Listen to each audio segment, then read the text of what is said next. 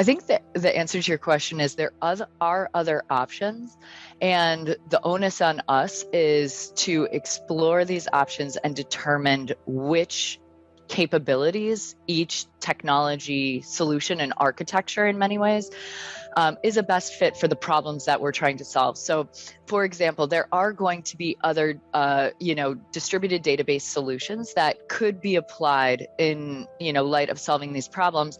But when you start to then add on additional capabilities like tokenizing a security and providing smart contract or programmable functionality, to a transaction, then you start to really unlock some of the power that distributed ledger technology provides. And so it's that aggregation of a variety of capabilities that have pointed us to this particular technology. But I do think that it's important to pull out, the point that you're making, James, which is that blockchain is in many areas a solution in search of a problem. And so we've taken a very critical view when we evaluate our use cases to ensure that a blockchain solution that we are applying is a very tightly scoped one for the use case that is not just putting a solution on a chain, but rather understanding what additional capabilities and therefore value that we can unlock by putting a solution on a network or on a chain. Hello, everyone. It is July 4th, 2022, and I have some updates for you. Just a quick video for you guys. I'm going to go enjoy my holiday right after this, but I started this clip off with a lady from the DTCC. If you're not familiar with the DTCC, that stands for the Depository Trust and Clearing Corporation. Basically, they provide clearing and settlement services to financial markets, and they actually settle most of the security transactions in the US.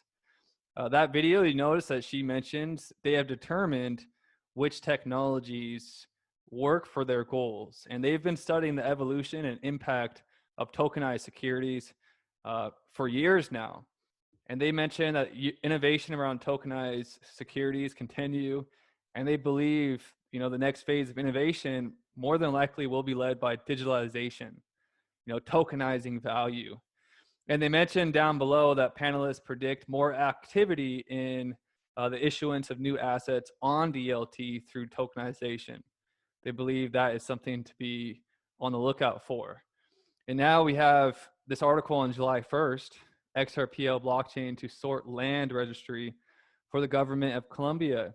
I believe the XRP ledger is the best distributed ledger to tokenize assets from real estate to bonds, securities, you name it.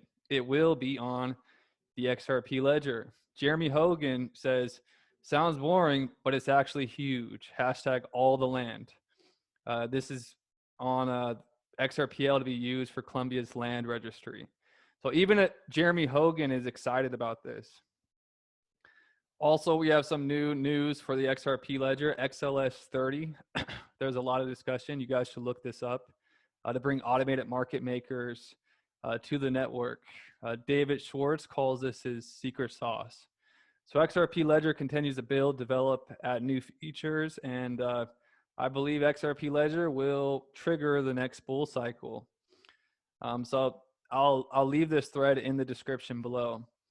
I have a lot of exciting things happening this week. This is just a short video for you guys. I'll have another clip after this for you guys to watch.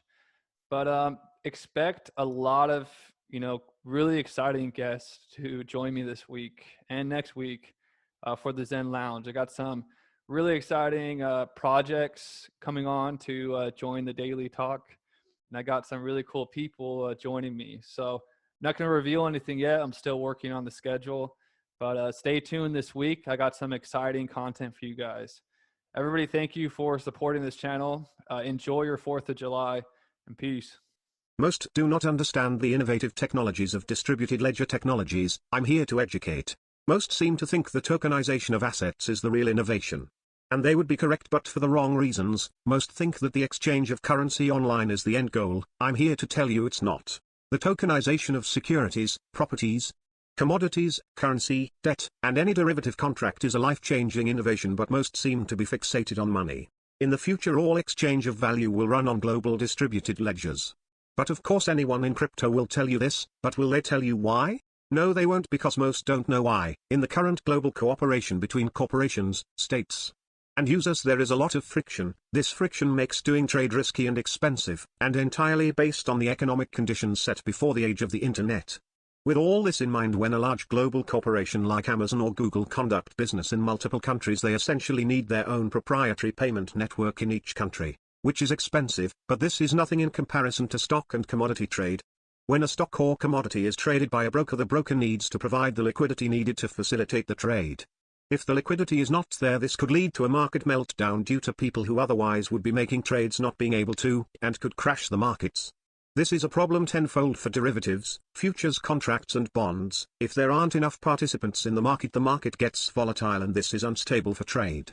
Most in the crypto community will tell you their proof of work coin will solve this. It won't. Some will say their proof of stake coin will do this. It won't. Proof of work is too energy intensive and rudimentary with limited application. Not to mention the network is built to consolidate by having smaller miners progressively getting pushed off the network by the bigger miners. Anyone who's taken 10 seconds to read and compare these technologies can see that. And proof of stake is the same way. Except instead of using energy to consolidate the network, it's who's got the biggest stake will control the network. What company, bank, country, or developer would want to be on a network that can be consolidated and controlled by the biggest stakeholders and miners? It's a monopoly waiting to happen. Funny thing is, people truly believe these systems are decentralized. Ha ha ha ha, that's funny. Not to mention, in both these systems the network miners and stakeholders have no incentive to keep prices down, meaning most of these systems will get progressively more expensive the more users that are on the network, and progressively slower to facilitate transactions. These networks get worse the more people on them, and less than 1% of the world holds crypto, and as you can see, a lot of miner fees are out of control. Never mind if the whole world used this. The distributed ledger that will merge all these markets with instant liquidity will be fast, cheap, efficient, competitive, and will allow for broader development of financial instruments for the global market. This answer is obvious, but most have been fooled with unrealistic libertarian dreams of technology they barely have an understanding of. Most will lose everything because of this. Mostly due to chasing green candles and screaming this is the future because I'm getting rich. We are in the greatest bubble of all time. Focus on the underlying technology and you will see the future.